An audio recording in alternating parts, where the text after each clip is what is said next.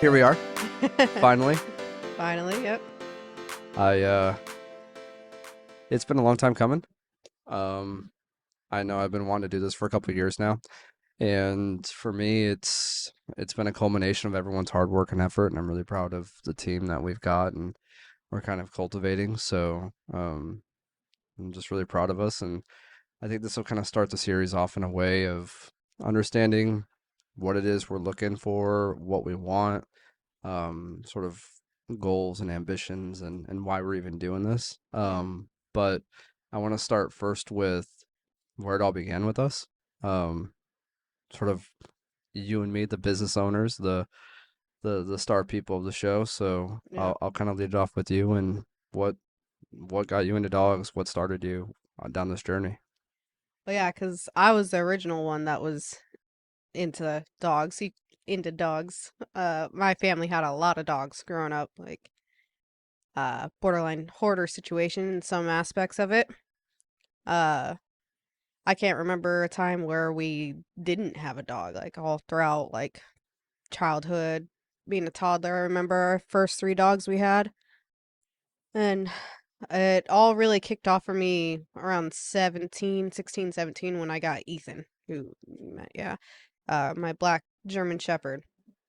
He's when I really got into dogs. I like started looking more into like the health behind the dogs, like the food, because we were just feeding Attaboy at the time, which is just like corn puffs, essentially. It's like it was the cheapest for like 50-pound bag of food. Like that's what we could afford at the time. But when I had him, I had my own job, my own money, so I started looking more into like what was best for him, not just what was cheapest. And then my first job was at a kennel in Lapine Pet Bed and Bath in my hometown.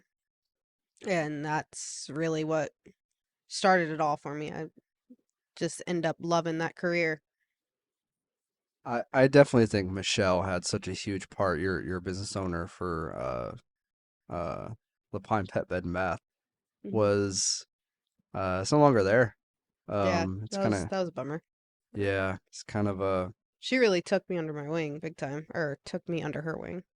right. And yeah, I remember trying to do before we ever did foster care, before we did any caregiving in a big way.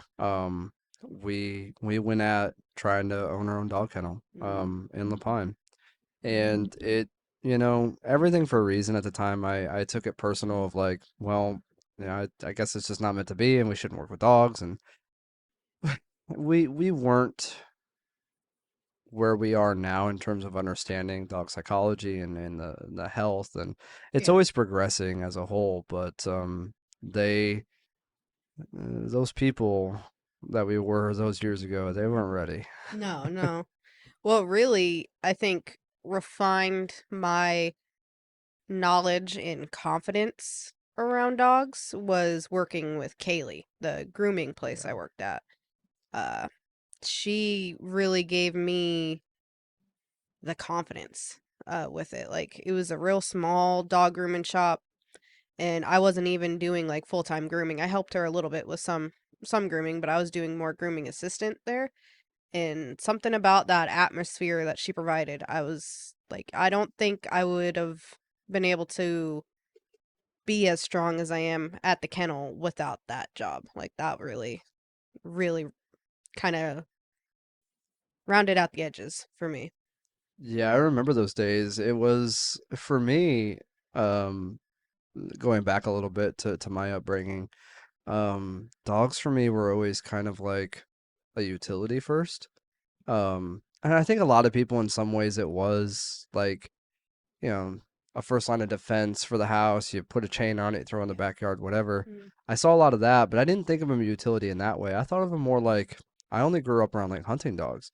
So for me, it was uh these dogs came trained. They needed to be, worked on a lot. They needed a lot of upkeep, and so I saw dogs from like a very different perspective as say someone who don't get me wrong, like I was given a dog and like I wanted to love it all the time and I wanted it to be my best friend or whatever, but like from what I saw adults doing with dogs, it was very different and almost sort of unique one-off compared Yeah. to most families. I had a unique perspective, and so seeing that, and then growing up, and of course when I moved in with my father, he's got a beagle, albeit not hunting or working line, more of a show line, but that beagle, I mean, it's one of those dogs. If you've ever been around that kind of basset beagle or anything in between, Yeah. those noses, they get those dogs into so much trouble. Yeah, you have to Eh, be on a separate level to have hound dogs. Like, yeah, and that dog got out. yeah. I got in trouble a few different times just leaving that door open, Mhm. and that's how it goes sometimes. And I learned a lot. I made some mistakes along the way, and then I met you and Ethan, and that's when I started doing it not for me. Mm. All the training I was doing up to that point was just because I was told to, or because let the dog out, take the dog on a walk, whatever. Yeah. And I did it because it was fun and whatever. But like I was a teenager, I was in my learning years, and that's when I saw Ethan, I took a very unique approach to him. Mhm. You were like, no guy has ever been around my dog, and I was like, that's my goal. I don't know why I was trying to prove you wrong or the dog wrong, what my problem was, but and he wasn't reactive to me. Yeah. He just has some dog issues. He was not exposed enough. Yeah. Yeah. I was You didn't know. 17. I Yeah, didn't really know what the heck I was doing. yeah, Not and fully. I was trying, but yeah, and so I remember going out. I had so many failures and so many frustrations with him. He really is where it all truly Mhm. started with us. Yeah. I'm working on getting some kind of like memorial or memento or some Yep. statue at the Yep. kennel just to immortalize him as a part of our success and all the dogs he's helped from that point, right? Because every dog Yeah. we've learned from since then has helped with his spark, and so Mhm. for me, it's uh full circle working with some of these dogs that have the exact same problems he did, seeing all the issues that you had and why, you really struggled with, because you were the dog person out of the both of Mhm. us. You were the dog person, and I tell you, you need to do this, and you were like, who are you to tell me? Yeah. Your Taurus is very strong and stubborn, and Yeah. so I had to break through that, which little did I know helped me uh develop a resilience to stubborn customers, because Yeah. that's I've seen some of It's that hard sometimes. to break habits and accept that what you're doing is causing like the dog's issues. Inadvertently you're causing the dog pain or anxiety or things like that. That's a hard pill to swallow. Especially back then. You're talking about this was before the age of knowledge and YouTube, where a lot of trainers come out there and say, "It's you, not the dog." You Mhm. hear that everywhere nowadays, and it's so true. But why I think is really Yeah. important, and I think trainers, especially the upper tier ones, I think they're starting to understand the human behavior side of things, why they're doing some of these things. They may not fully understand how to help that part. Or maybe those cases just people who are just so closed off and don't want to hear it, and they go, well, if you're not going to listen to me, then why hire me, and they walk away. That's fine. I get, that's what I mean by resilience. I go looking for those clients, because albeit they're harder, um the ones that do, because not all of them work out, but the ones that do work out are, they're so much more fulfilled, and it changes their whole perspective on life, not just the dog training part of it, but the the overall quality of life. They're not so anxious and wound up on what ifs anymore. It's They have a little bit of trust in something. Yeah. The reason why most of those people get a dog to begin with, I kind of rectify their logic and show them the reality. And that's what's so fun for me. Kind of going into a little bit more, why'd we buy Many Paws, now known as Granford Lodge?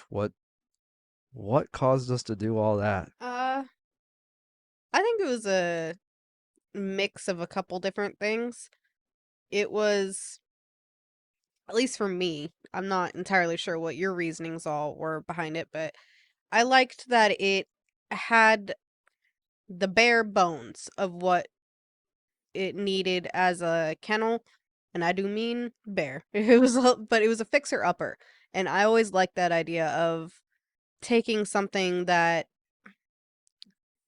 needed help and building it up, fixing it. Like that's what I really like. I like a lot of the this is kind of off point, but like I tend to go for more of like when the dogs come in, like the more scared dogs, the ones that need to build confidence. I tend to go for those dogs more to build them up. I don't know, I just like doing it. I've always liked that, and I felt like that towards the kennel. I was like, I could see this becoming something so beautiful and successful in synergy behind it. Like we could turn it into this really great thing for the community. I really wanted to, and it was right in like the downtown area where like we could be a part of so many community events and just like help heal a lot of different people and knowledge behind dogs, you know? Y- That's what I was really drawn to with it. And it was close enough to our second home too, so like commute wise wasn't too bad, and then there was a home there too, so we stayed there for a huge majority of it. Now we got Maggie living there, and it's just I don't know, I seemed like the right fit. It was like a gut feeling behind it. A lot of work, but I bought it. I mean, for all those reasons, yeah. yes. I saw the dream and the vision and the idea. I think we talked about that multiple times. For me, it was more than that. Specifically, Mini Paws was we could make it our own, but we could also um not have so much. Buying a business is easier than uh starting from scratch. Yeah. Any economic special or major will tell you that. But what I don't think we realized was um you know Carla did everything she could for what she had and her means to. At her age, she was tired. Hmm. Um, and I think a lot of that just came down to it took over a year to sell. And so there was a lot of employees that were in and out and the Yeah. quality started to drop. And I don't fault anybody, but there was a lot of things in that initial transfer that Oh yeah. unfortunately, the dog business at large is highly unregulated. That's why you see a Hmm. lot of just, whoever running the company. You see someone who like they come in, they collect a check, they own the building. I'll see you next month. It's a lot of teenagers that end And up it's a bunch of working there. teenagers Yeah. just running the place. Yeah.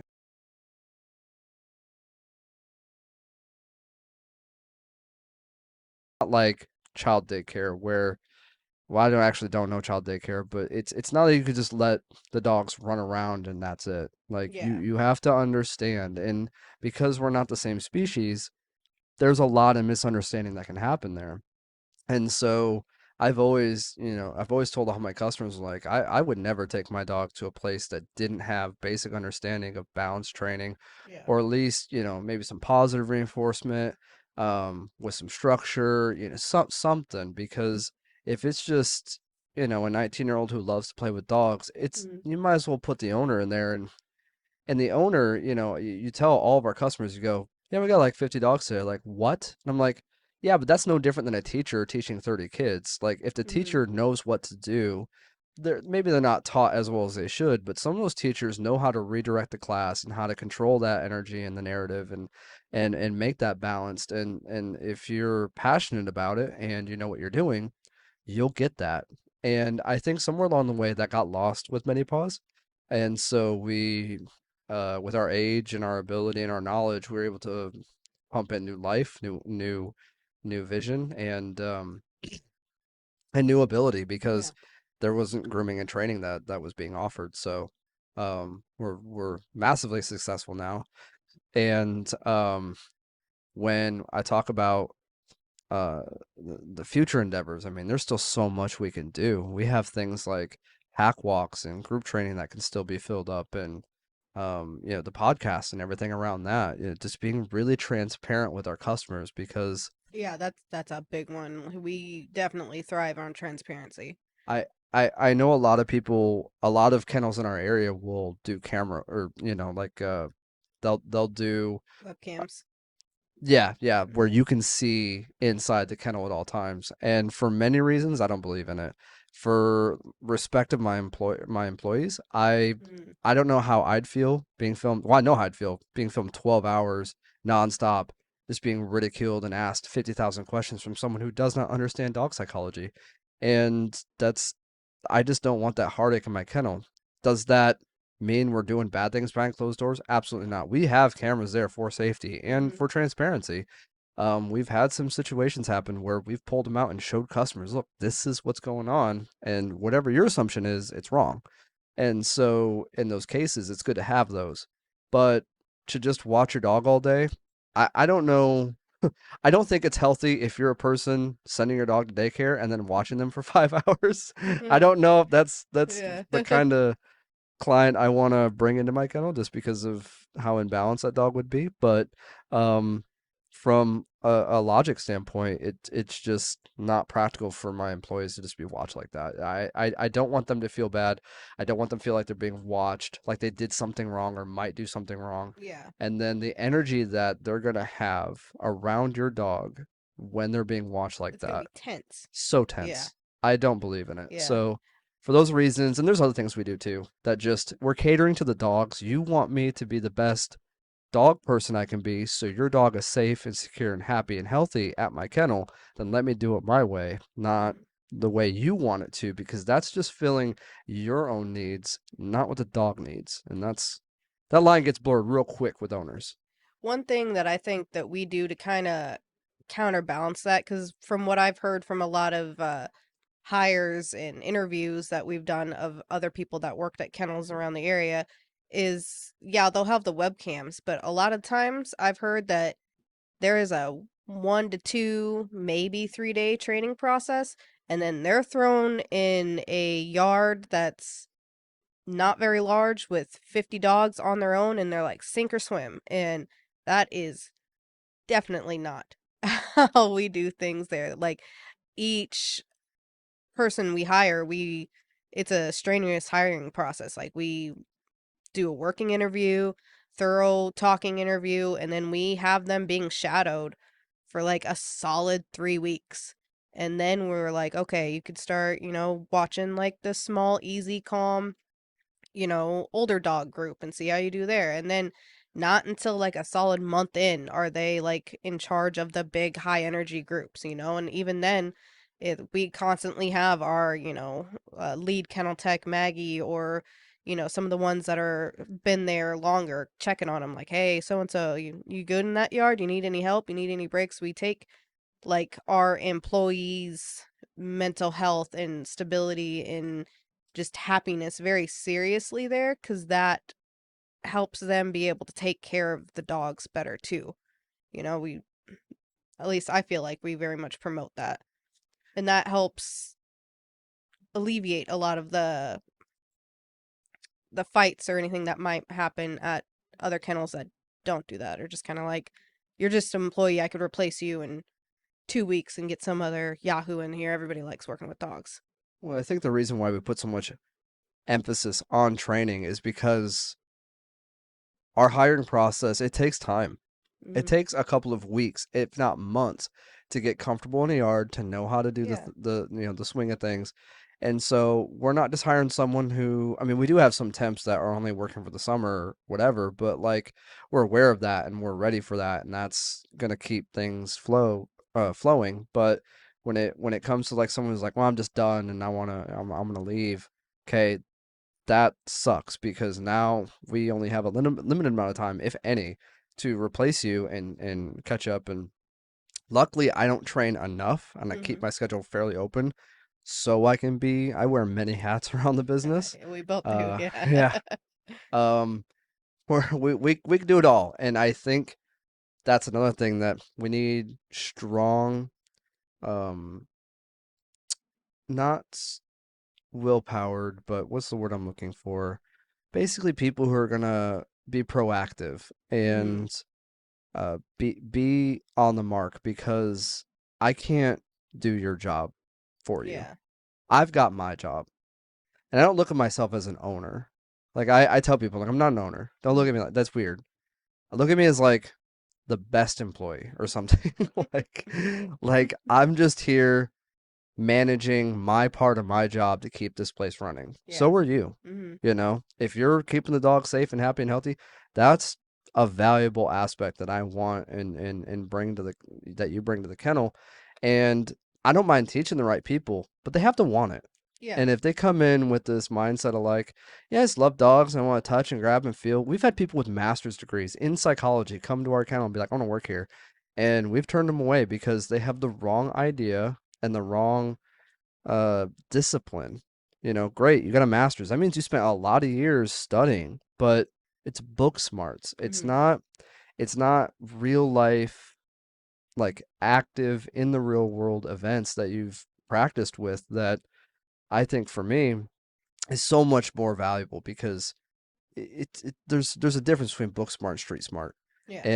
And the best people I've ever brought to our kennel, they're self-taught, Mhm. they're they're proactive, they're tenacious, they want more, they're Mhm. actively looking for more, and they're passionate about this industry. They're not people who just like, yeah, I know about like a couple dog foods. Like they'll tell you most of the ingredients on the back of the bag, you know, Yeah. and that's crazy to me because Maggie. Maggie, Yeah, yeah, Maggie. you and Kelly to some degree, Yeah, like, Kelly's been hitting the ground running. Like she yeah. was a great addition for sure. No, I saw her have six huskies. I was like, you're hired. I Yeah. it wasn't it wasn't just six huskies. It was six huskies all standing Mhm. obediently. And maybe she had a lot of misunderstandings on what it is to be a dog trainer, but she had a lot of good natural instincts that I really like. I'm like, Yeah. okay, we can do something with that. Let's grow that.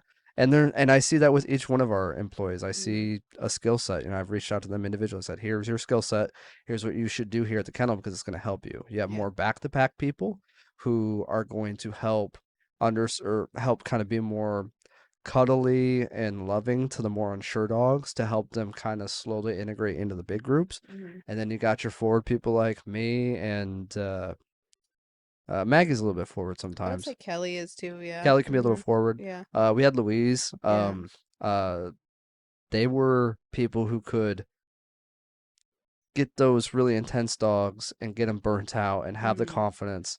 You know, we just did Frankie Mhm. on the podcast, and you know, it's all about confidence. If you're not confident, Yeah. that dog's gonna run all over Yeah. you. Mhm. And so, someone who's like more unsure, if I put that dog with that person, they're gonna have a bad day. Yeah. They Yeah. might not get bit or anything, but they're gonna struggle. And so, and we do that with our ambassadors too. The same Mhm. thing. We're pack cycling, we're pack placing, and I think those are really beautiful things that we do. Like an example of that is we don't just have like all the small dogs go in one yard and all the big dogs go in another yard. Like there are many times where we have a small dog that is high energy Big and energy. intense Yeah. and they do a lot better with all the bigger dogs, you know? It's just it's kind of we accommodate to what each dog needs and wants, you know? Not just oh it's easier to keep them all small together, all the big together. It's like that's how you can get an imbalanced pack. Yeah, especially if you have just one dog that's maybe not quite the right fit. Maybe Mhm. they're just obsessing over one dog, and that's giving the employees the power, the idea of power that you you have the ability to move these dogs. Like Mhm. they're so unsure. Should I? I don't know. I don't. Yeah. Yes, you should because you're seeing it. That Mhm. instinct is there. Yeah. A lot of people do have it, Yeah. but how well you're willing to listen to that, Mhm. often based in how much trauma you've had in your past and how to deal with that, and are you confident enough to put that aside, leave it at the door so you can come in and do your job. That's what we look for. Yeah. That's not easy to find in this world nowadays. Yeah. Let alone just an average ordinary employee. Um, but yeah, no, Mhm. it's been a journey. This is year three that we're working on. In Yeah. October to be year three. And I'm so unbelievably grateful for all the Yeah. opportunity we've had and all the experiences so far that we've done, and there's going to be so much more. We've got some great stuff coming out, and I think it's just all about being humbling yourself. That was a big thing for me. Humbling myself to know I like to shoot for the stars, Mhm. and when I don't get it, I get discouraged. Yeah. I'm like an alpha with like I need instant gratification. And I learned over the years that there's more than one way to approach that. Yeah. And so you taught me that actually. Mhm. Like, we're like yin and yang. We have, I'm more forward, you're more back. And um you taught me how to love and how to love the right way. My understanding of love was very broken and misunderstood and not healthy. And you knew, I don't think you had a very strong grasp on love either, but you knew what it wasn't. And you Yeah. knew what I had wasn't love, or Mhm. what my understanding of love wasn't. So that was kind of interesting to, once you balance yourself in that way, then you're able to fix other things. And that's really what the goal of all this is to, yeah, get people back on track. COVID wrecked this. I mean, people beforehand were really struggling, but COVID took it to a level that I don't think anyone has been prepared for. It'll take Yeah. years before we really understand the impacts and implications of what that did to us. And we could see it in our dogs immediate. Yeah. But people, we are more complex, but not so much so that you can't see it. And there's a lot of a lot of people out there that latched onto their dogs, got two or three more, and are just sitting there unsure of what to do. They've got a bunch of reactive dogs. They don't know who to go to and whatever. And so that transparency maybe helps those people. If not me, if not the Granford Lodge, then someone in their area that has this balanced training aspect where they can understand the people, they can guide them through it slowly because just like a dog, you can flood a person. With the dog Oso I just did a couple weeks ago. I didn't just jump in that car and start training this dog that was clearly scared of me, Yeah. but so much fear-based reactivity that it was willing to actually bite me. No bluffing. Mhm. And the first thing when we got in and deep breath, and the clients were like, okay, and the first thing she did was thank me for not immediately jumping in there and start barking orders because Yeah. but that's what it is. Mm. So many people, if a trainer is so full of pride that they need to prove themselves because they don't believe in themselves, it's not going to go over well, especially with a dog like that. They'll call you on your shit every single time. Oh yeah. And so that's in my opinion what's so beautiful about repairing that bridge because we don't know, or that broken bond, because it's clearly protection with Oso, but that protection came from a need from the owner, and it's got nothing to do with that dog. Yeah. But the dog's just kind of like a product, a byproduct of it. And we're definitely going to get into that when we do that podcast because that's going to be interesting. But Yeah. He's a big one. he's a big case. Yeah. Yeah, yeah. He's a big dog too. He's 140 pounds, I think. Beautiful. Yeah, Absolutely he's a gorgeous big dog. boy. And in any case, Gonna um, have Sierra work with you to groom him. yeah, that'll be a fun time when we work with Sierra. And also it's that's the other thing too is, we've got people coming from all different walks of life. We've got it's PetSmart or Petco. I always get the two. Petco. Yeah, yeah. She's the lead groomer over there at Petco or She was something. the manager. That's right. I Yeah. think she still does management for like one day. For grooming though. Yeah. Yeah. And she's got 10 years experience, and we had Louise come to the same place, and Maggie coming from all different, kennels and whatever. And I think that's really beautiful that people are flocking to us and like, what's this? This is different. This is new. And then they stick around for a while because Yeah. they know it's valuable. They don't expect everyone to stay forever. That's ridiculous. But it's beautiful to watch some of these relationships grow and blossom, and they figure it out. And then like Maggie's, I mean, she could probably train basic obedience. She's sat through Mhm. so many of my group trainings, and she's listened and asked so many questions that when she gets her dog, it's gonna be like no Oh, problem. she's gonna be She's so gonna be happy. good at it. Yeah. So that'll be fun Mhm. and interesting, and transparency on that end too. And I really want to open up not just you and I, but our employees to, this is what we are, this is what we're about, and this is what we believe in. And it doesn't have to be your cup of tea, but I think we've done a lot of good so far. Let's talk a little bit about some of the ups and downs. What do you mean Uh, by that? some of the struggles, some of the And I'd like to open up sort of the goods and bads of the last couple of years. Shutting down the foster home, getting free of that, a good thing ultimately. Mm, Working two jobs for basically over a year straight. yeah. Um, Running two companies, not working two jobs. Um, we spread ourselves way too thin. Yeah. Oftentimes in a way that we didn't realize was hurting us until the damage is already done. Yeah, that's pretty common for us. Yeah, yeah. Well, it's not common for most people to do it like we do. Mm, It's almost like we like masochists or something. Like we're so fixated on what we want that we don't realize what it could do to us. yeah. And this podcast is a prime example. We don't know where this is going to go or what it's going to do, but we're doing it anyway. Here we Yeah. go. And yeah, the first really hard thing for me was um having that first bite happen at our kennel. It does not Mm, happen often with us. A couple times a year, you'll have like a nick or whatever.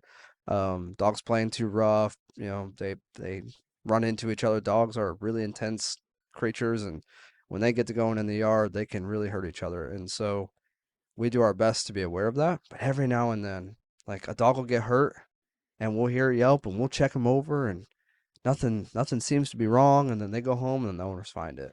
that's why we always tell owners when we've Yeah. noticed anything like that, like, hey, looked them over.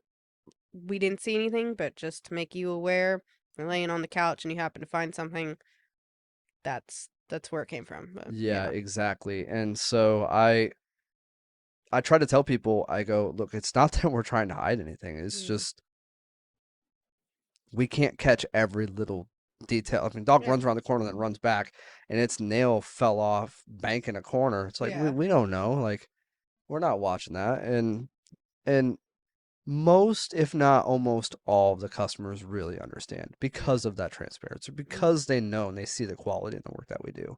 So it's been really helpful to like on one end have that failure and be like, oh geez, what is gonna happen? mm, Is this gonna be a bad altercation? Are they gonna be upset with us? I mean, there's been some times where they're not happy with it, but they come back and they're like, hey, that was water yeah. under the bridge. And Mm, I've been really it's sort of rebuilt a lot of trust in humanity for me that so many people can be so understanding because I just thought the first mess up, yeah. we're gonna get shut I down. did The FBI is gonna too. kick open the Yeah. door, Yeah.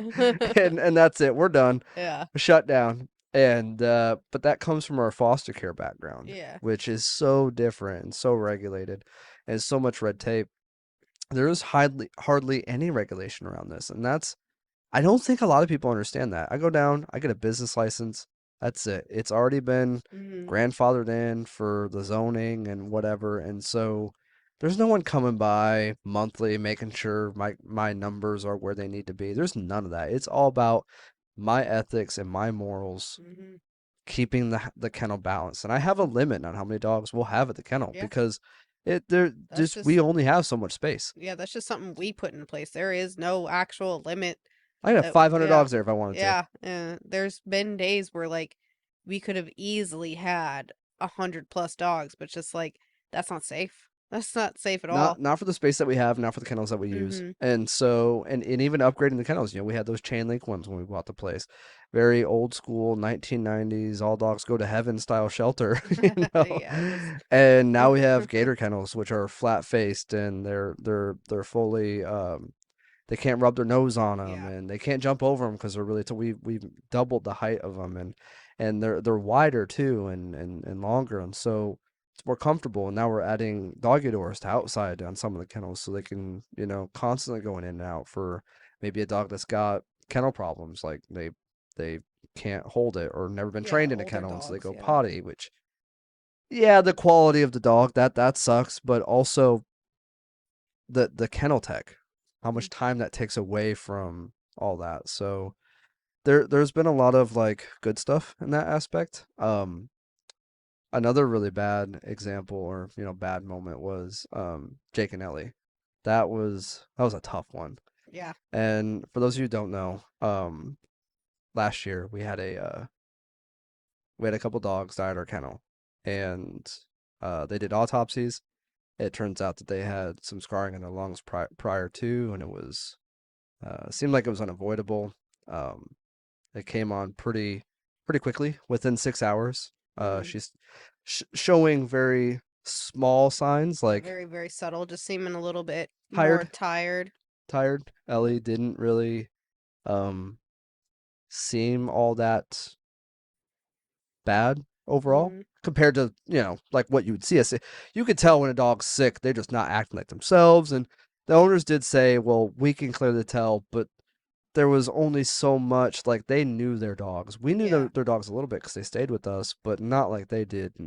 And the I forget her name, but the wife was so accommodating and understanding. I said, look, there's no way. Like I wouldn't have been able to, just from that, know that like, hey, take it to the vet immediately. Like it wasn't Mm. showing symptoms like that. And unfortunately, this was around the time when um, that disease was rolling The around, like pneumonia. the Mm. doggy COVID or whatever they called it, and that was the only case we ever had there. Man, we bleached that because she was in the boarding area. We Main boarding, yeah, sanitized that area top to bottom, I think like 3 times after that too. and no one understood what this was yet. There Mm. wasn't like articles like there is now, and it was kind of early onset, and it was a combination of they had been sick in the past, Yeah.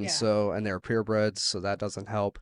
And we're actually gonna I've reached out to Gator Kennel, and we're gonna make like a custom sign for because above our kennels we have like a little banner of a kennel number, and we're actually gonna uh do a little like memorial for them, and Yeah. that'll be their kennel. And although Jake didn't pass with us, the disease spread so fast and quickly to Jake that he too didn't make it. And Yeah, within a so couple days, yeah. yeah, it was unfortunate. He was put on a ventilator, and they did everything they could. And it just goes to show you, like, in my wildest dreams, it's something every kennel owner like worries about, and like Yeah. what possible, what's the worst case scenario? A dog dying at the kennel. Mm. And my first thought was like, did an employee do it? Was poison thrown over the Yeah. fence? Yeah. What happened? Mm-hmm. And that was what the owners wanted to know too. Mm. And so that's why the autopsy was, it was no foul play. Like it was borderline unavoidable because I think if you do the math, the gestation period is like a couple weeks. So I think they even contracted it away from the kennel. And because they were out alone, there was no spread. And this just goes to show you like how important it is to like, vaccinate your dogs. We're right on top of people about that. It gets a Yeah. little frustrating with some of our customers. Like, well, I just got mine. It's like, Mm. and yeah, it's unfortunate that it happened the way it happened, but they were so understanding, and I thought that was it. I was like, we're done. I wanted to tuck and roll as intense and as forward and as comfortable on confrontation as I am. That was one of the worst days of my life. Yeah. And yeah, that phone call from Maggie that morning, it will forever live in my head. Yeah. Rolling back to like our team again, I was so proud of them on how they all banded together and helped each other out during that time too. Because it was rough. Maggie was the one who found her, and that was very hard on her. And then Luis was there as fast as he could get there because we were out of town at the time. We were taking a Yeah. break because we had just worked 15 days straight because Yeah. our manager Hmm. had left town. Yeah. Yeah. Yeah. Yeah. Hmm. Yeah. But that was very unexpected. And It was tricky. And like I said, it's that transparency. They initially said like, oh, we're not going to do an autopsy. I want you to. I yeah, want yeah, to we know. pushed for it. Yeah, Like, I want to know too. yeah, Like, was this something that we need to be aware of like if it was any sort of foul play, somebody throwing like I was the most worried that someone threw something over the fence or like our something like that. competitor I or don't. some punk kid Yeah. thinking it was funny, Mm-hmm. or a neighbor. Yeah. Yeah, yeah, we just didn't know, and so that was not relieving, but good to know that it wasn't foul play and that Yeah. there wasn't really much we could have done. We sanitized everything, and We even, I mean, we do vet, I won't say vet style, but we do vet quality sanitizing at Oh our yeah, kennel. I'm very stickler about That was a Michelle sanitizing. thing. She Yeah, taught you yeah, that. mm-hmm. Yeah. Yeah, she taught me that was one big thing on her too. She was very stickler on scrubbing the kennels, and that's why we did part of why we did the Sunday thing too of no more daycare because I'm in there and I am cleaning that place top to bottom, fresh start every week, you know. And then we do the nightly cleaning things of sanitizing everything, and our team's also been really good about being on top of that and going above and beyond. Yeah, I'm proud of our team, but more or less, I'm proud of you and I. You Yeah. know, we don't give ourselves enough Nah, yeah, praise. yeah. We do- This is go back to that whole like not good enough thing. We've done so much. I mean, what do we have 10 employees now? And Yeah. and so we have 10 employees. They're all great at what they do, and I'm so proud of each one of them, but like we made that. We Like set the pace, yeah. we set the standard. We we made sure that the quality was done right. We put in the countless man hours to make sure everything was Mhm. up to standard and our liking. We didn't just say, well, screw it, you know. And there's been a lot of failure with that too. I don't think a lot of people understand. We're not just running a kennel, but like we're trying to build trust within our community because Mhm. without that, most kennels, without that trust, they fail. Yeah. They're not going to some place that's got bad reviews. And there are other kennels out there that, they've had bad reviews on dogs dying. And there's been a couple cases of like, you know, lawsuits and stuff like that. Thankfully, we haven't had any of those. Mhm. We try to be, I have insurance with the company, so like that's another thing too. I often hear like, "Oh, my insurance wouldn't let me cover pit bulls."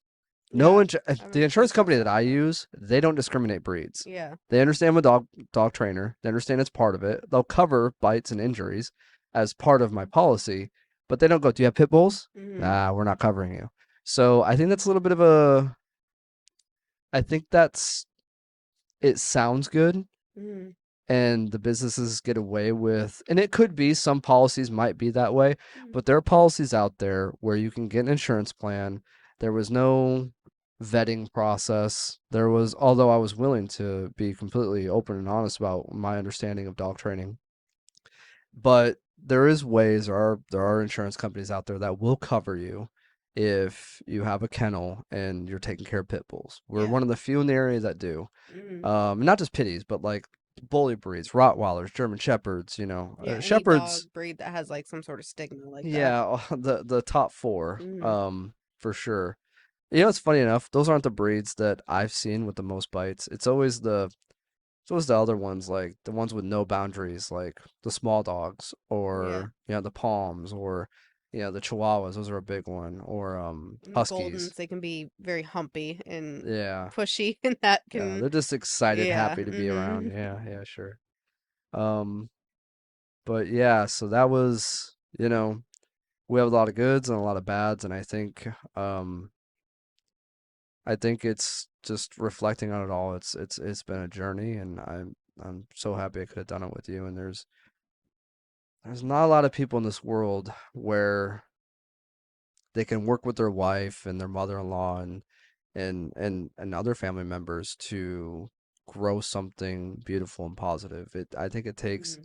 Now, it's not just a testament of our morals um, within the dog community and industry, but ourselves and how we've seen each other's value in a way to kind of climb each other and, Yeah. and grow up on that. And that's something that I think people can see, that people don't see us together often. So No, this yeah. is Mhm. this is kind of a real world first time kind of out in the open.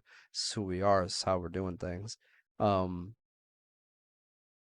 Yeah, no, it's been crazy. Well, I think a lot of times people don't necessarily see us together because we go off of our strengths. Like you are a lot more charismatic and you have a better way of being able to talk with people. So you're often more upfront with with the people. I am I don't feel that way. well, you are. You are. You're Yeah. better with the people. Than you, I Yeah, suppose, I'm yeah. I'm not bad with them. I'm more shy. I'm not quite as talkative and honestly, I'm back there taking care of the dogs. Like that's my number one focus. Not my number one passion is like especially those boarding dogs because they're basically while they're there, they are They're in my ours. mind like they're our dogs. Yeah. That is our responsibility. You treat them like that's your dog at home, you know? Like so Yeah. I'm back there making sure they're all taken care of and Quality all that. control. Yeah. Yeah. I'm big Yeah. on that. Yeah. I'll Mhm. never forget the day I walked in and it was like we had 50 dogs and then like within 2 days it was down to like three. Mhm. And um I walked in and there was one dog in one kennel and you made sure to put the music on for that dog. Well, yeah. I cried because the dog was comfortable. Yeah, I gave it like all the blankets because we had so many extra. I You was like, don't you're gonna get understand. the whole suite. Yeah, yeah, you don't understand. That's so you. Yeah. I don't think to do those things. Mhm. It's not that I don't care. It's just I'm checking, my first thought would have been let's put that dog with the other two because it's so used to so many dogs that Mhm. it might not be comfortable. But you found a different way to make that dog comfortable. And it's so training. Like Yeah. there's not one way to do it. If it does it in a way that's not going to hurt the dog, it's not flooding the dog or making the dog uncomfortable in any way, then so be it, Mhm. that's your way. If it works, it works. I don't there's so many different ways you can come at something. As you're talking about the brain where there's a right and wrong way to do it, but um how there's so many ways. Yeah. Yeah. We have absolutely had the best year ever this year. I mean, we're breaking records financially. We've had the most dogs that we've ever had come in. We're really finding our stride and kind of hitting our upper upper capacity in Yeah. terms of how many dogs we can take, and we can start to see how much financially we can bring this, and that helps me gauge what kind of clientele, what I can pay for in terms of like podcasts or like upgrades and things like that. And so I've just been really ecstatic for what's coming down the pipeline. We've got I know I still got that pool I've been talking about for a couple of years. I think water is such an interesting element and a tool to add to dog training, as well as like the boarding and daycare. Like, who doesn't want their dog to come in and play in the water, right? But it can help build a lot of trust with a dog too. So the pool's one. Expanding our storefront a little bit. We want to start adding like raw food and like a refrigerated area Oh, that's right. to the Yeah, front. yeah. Yeah. Some Northwest natural stuff. I definitely want to bring in some high quality food. Mhm.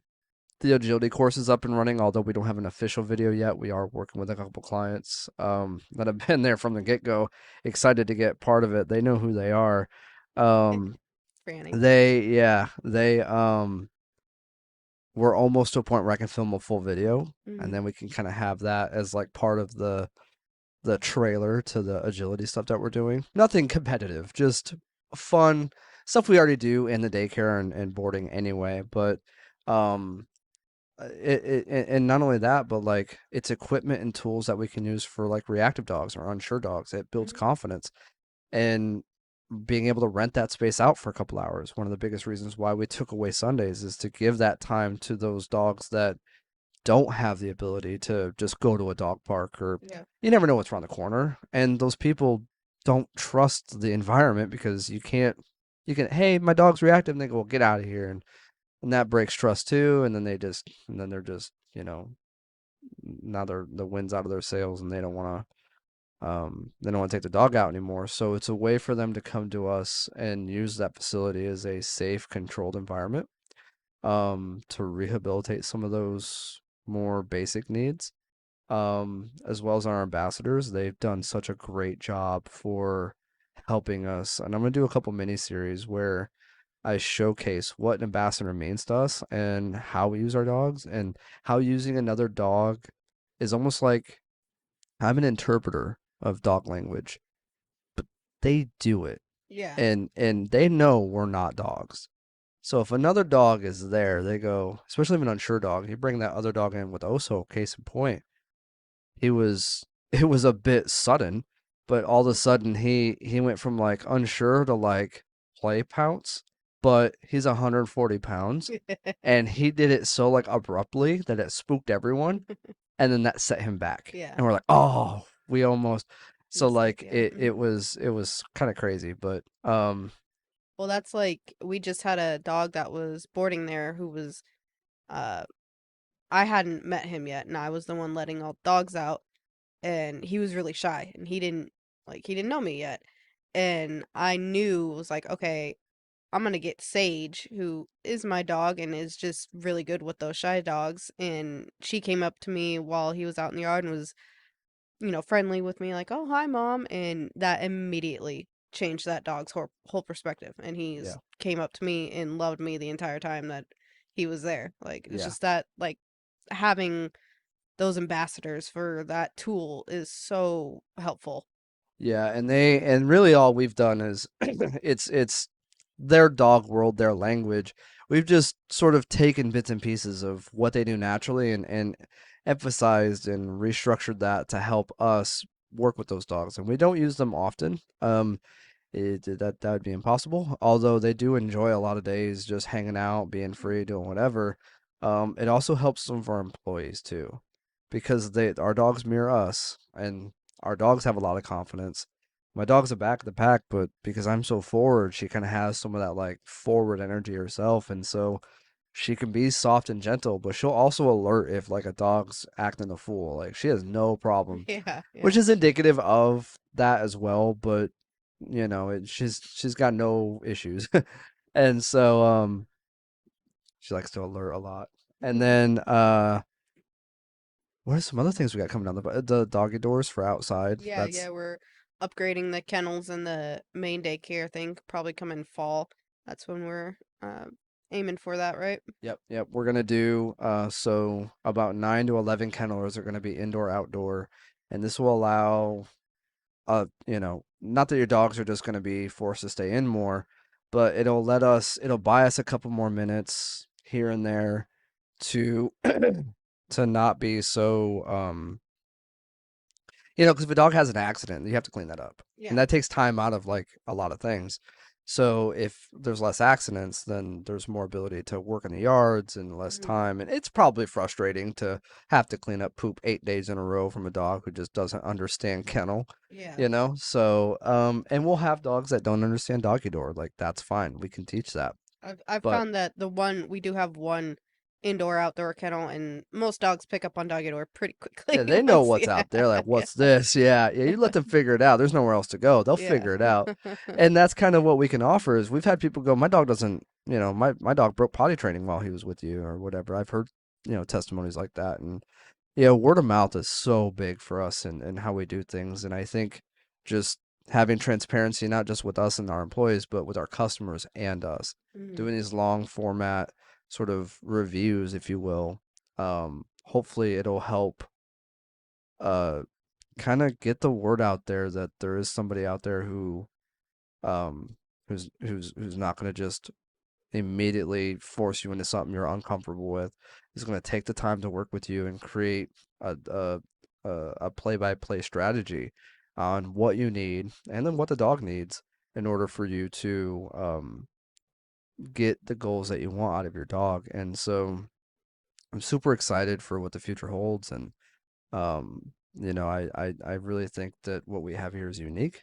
Yeah, It's not different in that we're not recreating the wheel. It's nothing that hasn't been done before, but putting it all into one big, nice gift bow type deal, like that I don't think has been done I think before. the energy behind it is what's unique about it. The intention, yep, Yeah. and where we're at, the Portland Northwest, this whole area needs help in taking its time and cultivating new positive energies and structures. I think that's really important too.